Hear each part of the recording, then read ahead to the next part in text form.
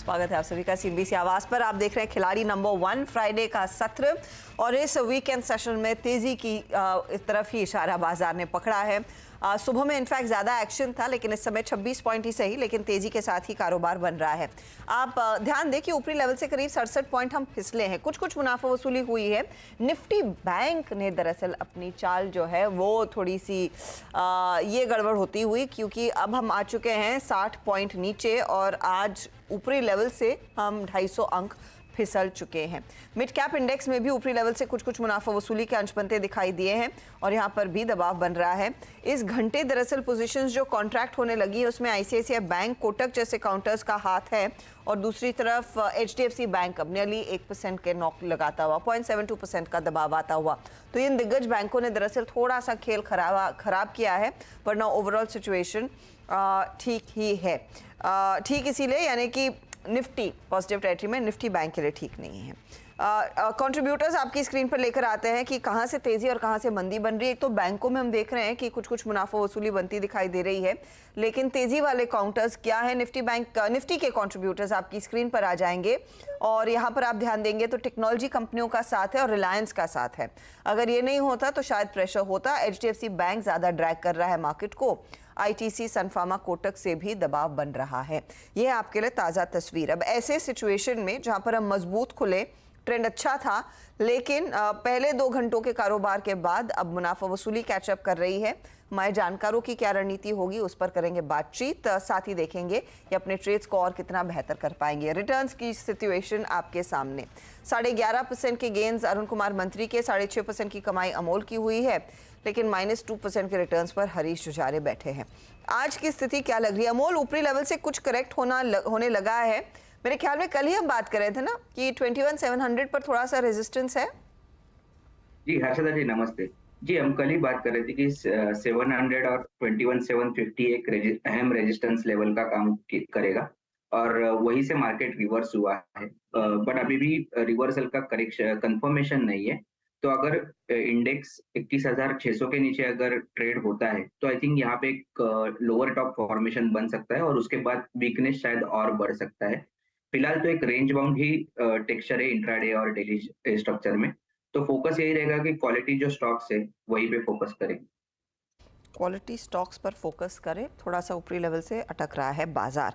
In fact आपको एक स्तर हमने बताया था सुबह में, मुझे डिस्टिंक्टली याद है क्योंकि वो लेवल मैंने लिखा था जब हम मार्केट सेटअप की बात कर रहे थे। 21,741 वहां से अगर एक ब्रेक आए नीचे की तरफ तो शायद आपके लिए वो शॉर्ट का पहला मौका होगा और वो आपने शायद एंजॉय कर लिया है।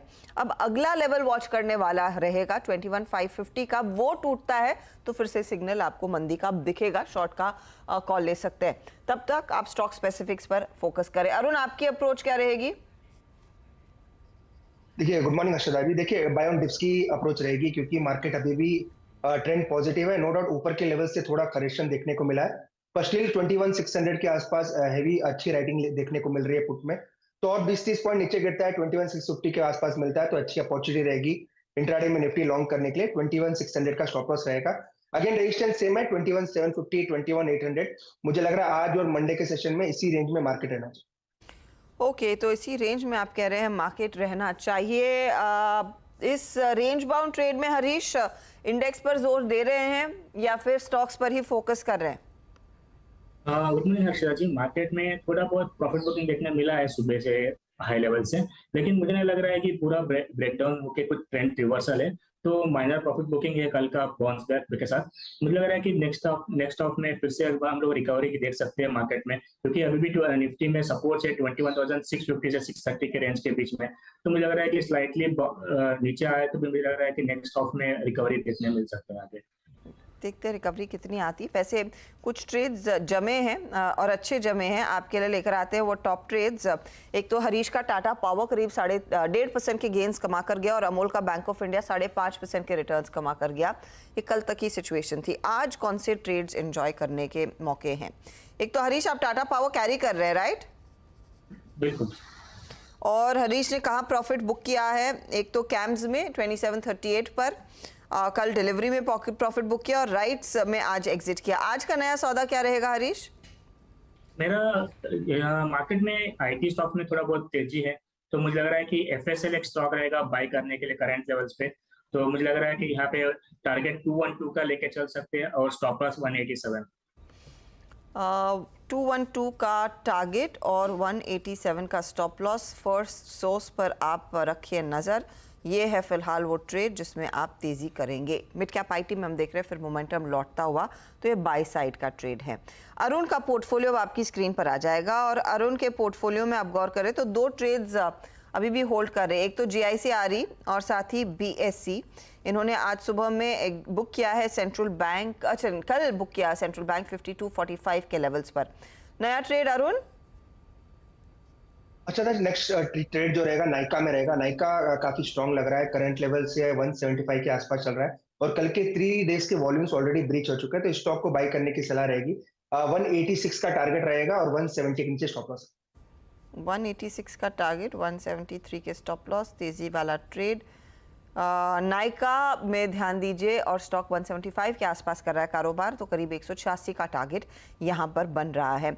ये आइडेंटिफाई किया अरुण ने। अमोल का पोर्टफोलियो अगर आप देखें तो अमोल ने एक तो वेरॉक और आई थिंक आईबुल्स कैरी करने का फैसला किया है, राइट अमोल? जी जी, दोनों स्टॉक्स पोजिशनल व्यू से होल्ड किए।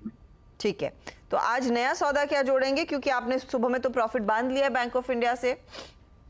मुझे KRBL अच्छा लग रहा है। एट करंट लेवल 377 के आसपास चल रहा है। पोजिशनल पॉइंट ऑफ व्यू से उसके टारगेट निकल के आ रहे 405 तक के और स्टॉप लॉस उसका रहेगा 368। अभी 200 डे सिंपल मूविंग एवरेज के आसपास ट्रेड हो रहा है, हायर बॉटम फॉर्मेशन है। सो ये टेक्सचर काफी बुलिश है। अगर बुलिश मोमेंटम कंटिन्यू रहा तो 400 के आसपास जाने के चांसेस पूरे दिख रहे हैं। ओके, तो 400 के तरफ जाने के पूरे चांसेस इस पर्टिकुलर ट्रेड में। तो ये आ रहा है Varroc, bag your pardon, KRBL, Varroc और आईबुल्स का साथ देने के लिए 368 आपके लिए स्टॉप लॉस का काम करेगा। 3 ट्रेड्स आपके सामने पेश हुए। वैसे हरीश एक और ट्रेड जोड़ सकते हैं, तो हरीश कुछ ढूंढिएगा आप बढ़िया, वरना दोपहर का मौका तो आपको मिलेगा ही। तब तक मैं एक आउटलुक 2024 हमारे दर्शकों के लिए लेकर आती हूँ। गैलेक्सी सर्फैक्टेंट्स हमने देखा है वैसे भी in the recent past, specially पिछले 2-3 हफ्तों में धीरे धीरे करके केमिकल सेक्टर में से जुड़ी हुई कंपनियों में कुछ इंटरेस्ट आता हुआ दिखाई दिया है। अब पिछले कुछ दिनों में क्या हुआ है कि पाम कर्नल ऑयल और रिजल्टेंट लॉरेल अल्कोहल के दामों में कमी आई है। दोनों प्रोडक्ट के दाम घटाने कंपनी के लिए पॉजिटिव रह सकते, क्योंकि ये इनका रॉ मटेरियल है। अब इसके साथ चर्चा की शुरुआत करेंगे और साथ ही साथ फिर एक अंदाज़ा भी लेंगे कि गोइंग फॉरवर्ड आउटलुक क्या है प्राइसिंग का और कैपेसिटी का। हमारे साथ कंपनी के ED और CEO के नागराजन जुड़ रहे हैं। सर नमस्कार। नटराजन जुड़ रहे हैं, bag your pardon. Mister Natarajan, good morning, wish you a happy new year. क्या सिचुएशन दिख रही है, क्योंकि हाल फिलहाल में केमिकल से जुड़ी हुई कंपनियों में काफ़ी चर्न देखने को मिला है और काफ़ी पॉजिटिव टिक्स आ रहे हैं इन द होप कि 2003 में जो इन्वेंट्री बिल्डअप था वो कूल ऑफ हो सकता है, डिमांड होपफुली वापस लौटती हुई दिखाई देगी। What are you hearing from your clients? Yeah good morning and wish you also very happy new year. तो हम जो क्लाइंट से जो सुन रहे हैं कि इंडिया में at least rural demand is stabilizing, it is started to grow now after a long period of degrowth. Urban also is looking good. So I think as far as India is concerned, we do expect the growth momentum to continue. In Africa, Middle East, Turkey also, we saw in the last 2 quarters, the growth momentum has come back. In US, again, we have seen the destocking has probably got concluded, and we do see customers starting to build stocks and ordering material. Europe also seems to be in a good space. So I think overall it looks positive as we move forward in terms of the volume growth momentum to continue, save for any, we do not know any black swan events that can create a hurdle for this momentum continuing. Okay, that's good to hear कि destocking खत्म हो रही है और अब यहाँ से demand बढ़ती हुई दिखाई देगी। तो पिछली बारी आपने इंडिकेट किया था कि वॉल्यूम ग्रोथ काफ़ी समय बाद आई, तो वॉल्यूम्स के लिहाज से इस साल के लिए क्या एक्सपेक्टेशन है and which segments are largely going to drive that volume growth?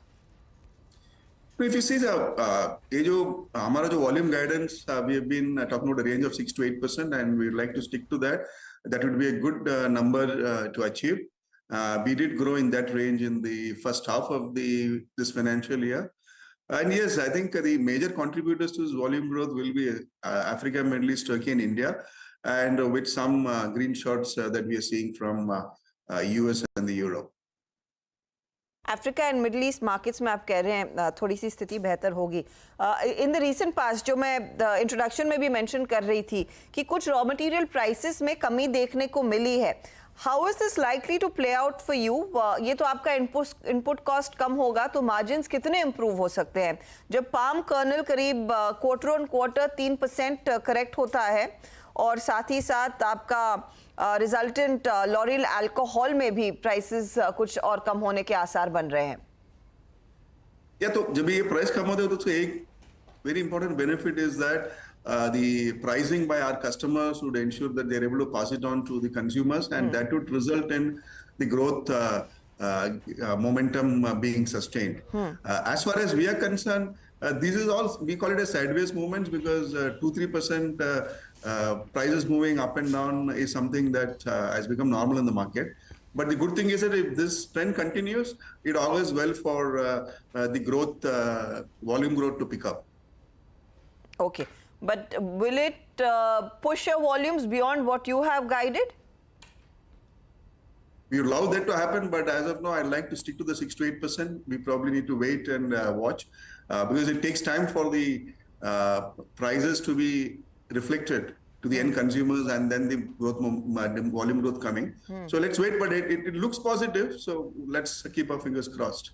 अच्छा नटराजन जी, आपने कहा कि कुछ कुछ मार्केट्स में अफ्रीका स्पेशली में डिमांड पिकअप के साइंस आने लगे हैं, लेकिन ये यूरोप और नॉर्थ अमेरिका में स्पेशली जहां पर आप प्रीमियम सेगमेंट को केटर करते हैं, क्या वहां पर भी डिमांड ग्रोथ के आसार बन रहे हैं? That would be crucial right for the business to fare better. Yeah, that will be crucial for our specialty ingredients portion of the business. And the good thing is that the volume degrowth seems to be getting arrested. So from here, we do hope that the growth starts and then that continues to sustain. So there again, we do see things are improving over the last 1 or 2 months, and we hope that it continues. So my final question to you, Mr. Natarajan, ये जो red सी में इतनी ज़्यादा हरकत हो रही है और वहाँ पर लार्जली कामकाज अब ठप पड़ने लगा है, उसका कुछ इम्पैक्ट आया है क्या आपके बिजनेस पर? इज इट और इन द नियर फ्यूचर कुछ डर है क्या, ये क्या इम्पैक्ट डाल सकता है?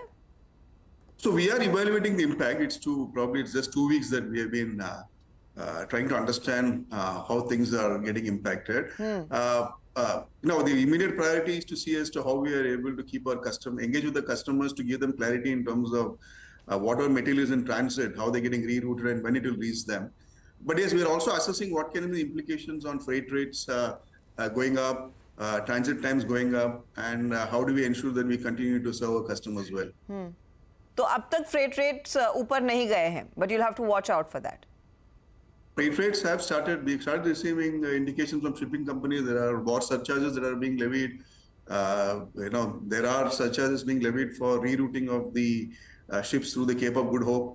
But right now, what we are extremely concerned is how do we ensure that whatever deliveries are in the transit, how do they get properly rerouted and reach our customers as soon as possible. Mr. Natarajan, बहुत बहुत शुक्रिया हमारे लिए समय निकालने के लिए, and wish you good luck for 2024, sir. Thank you. Thank you so much. Have a good day. You too. तो वॉल्यूम बेहतर होने के आसार है. जो डी स्टॉकिंग पहले इनके क्लाइंट्स कर रहे थे, इन्वेंट्री उनकी कम हो रही है, डी स्टॉकिंग कम होगी, यानी कि वहाँ से डिमांड आएगी और वो भी अच्छा संकेत. अफ्रीकन मार्केट से कुछ पिकअप देखने को ज़रूर मिला है डिमांड का. होपफुली वो यूरोप और नॉर्थ अमेरिका में भी प्ले आउट करेगा, स्पेशली इनके स्पेशलिटी केमिकल बिजनेस के लिए. 1% के गेन्स गैलेक्सी सर्फैक्टेंट इस समय आपको देता हुआ. चले लेंगे एक ब्रेक के बाद देखते हैं हरीश ने कुछ आइडेंटिफाई किया है नया ट्रेड जोड़ने के लिए या नहीं, और ऑफ कोर्स ओवरऑल आपके लिए रिकैप लेकर आएंगे खिलाड़ी नंबर 1 का.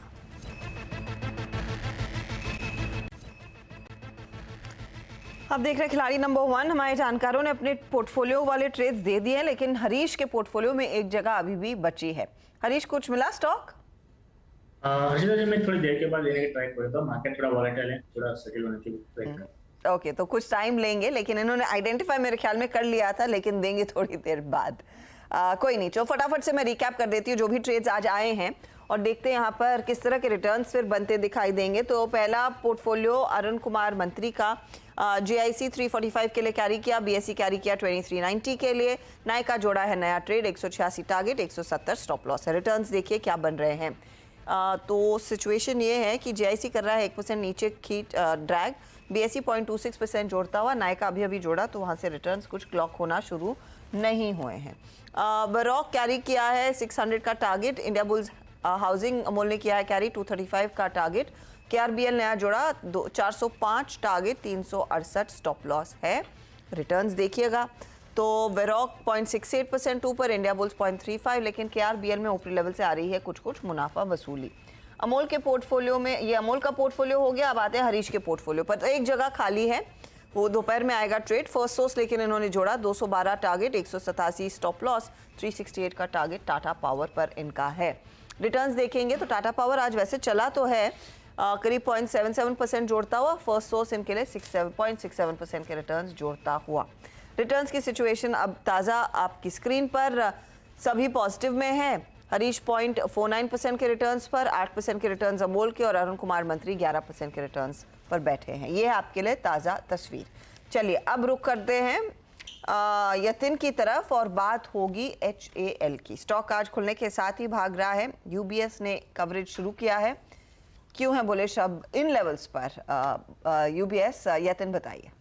तो HAL यानी हिंदुस्तान एरोनॉटिक्स की बात करें तो आज के सत्र में 2 लाख करोड़ का मार्केट कैप इस कंपनी ने क्रॉस कर दिया है। और मोर इम्पोर्टेंटली PM मोदी जब तेजस एयरक्राफ्ट में बैठे थे उस डेट से आज तक 35% का रिटर्न और इस साल 140% का रिटर्न कंपनी ने दिया है। UBS की आज एक इनिशिएटिंग कवरेज रिपोर्ट आई है HAL पे, टारगेट है 3,600 रुपये और UBS को लगता है कि यहाँ से कंपनी की रेवेन्यूज़ में लगभग 16% की ग्रोथ और प्रॉफिट में लगभग 20% की ग्रोथ यहाँ से मुमकिन है।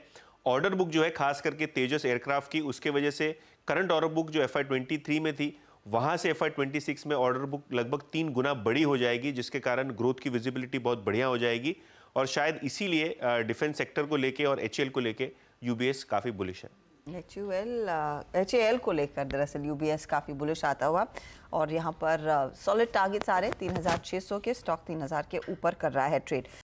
बता दें कि मनी कंट्रोल पर दिए गए विचार एक्सपर्ट्स के अपने निजी विचार होते हैं। वेबसाइट या मैनेजमेंट इसके लिए उत्तरदायी नहीं है।